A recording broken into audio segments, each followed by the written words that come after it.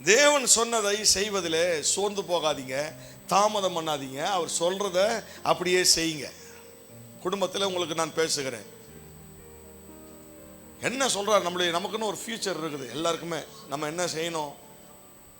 நான் பிளான் பண்றதை விட அவர் என்ன சொல்றாரு அதை நான் செய்வேன். அது ஊழியமாக இருக்கட்டும், குடும்பமாக இருக்கட்டும், ரொம்ப முக்கியம். அதில் ஒரு 3 காரியத்தை சொல்றேன்.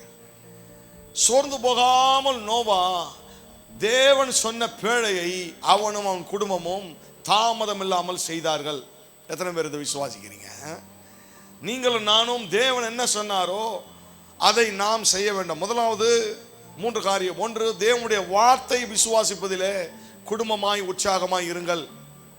தேவனுடைய வார்த்தையை விசுவாசிக்கிறதுல உற்சாகமா இருங்க.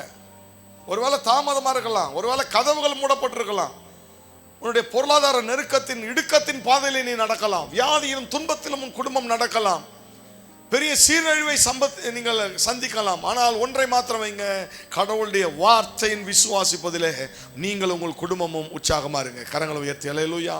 2வது, ஜெபத்தில் விழித்திருங்க. ஜெபம் அதிகமாய் குடும்பங்களிலே மனைவிகள், கணவன்மார்கள், பிள்ளைகள், தாய் தகப்பன், பெற்றோர் எல்லாருமே ப்ரேயர் லைஃபை கட்டுங்கள், ஜெப வாழ்வை கட்டுங்கள். இதில் சோர்ந்து போகாதீங்க.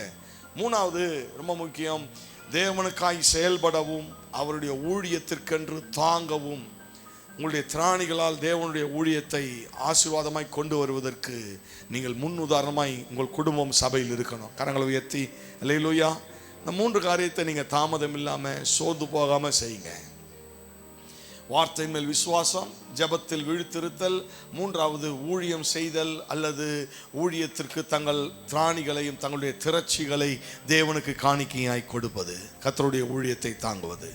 இப்படி செஞ்சீங்கன்னா தாமதமில்லாமல் நோவா பேழையை கட்டி கொண்டே இருக்கிறான். அல்லேலூயா.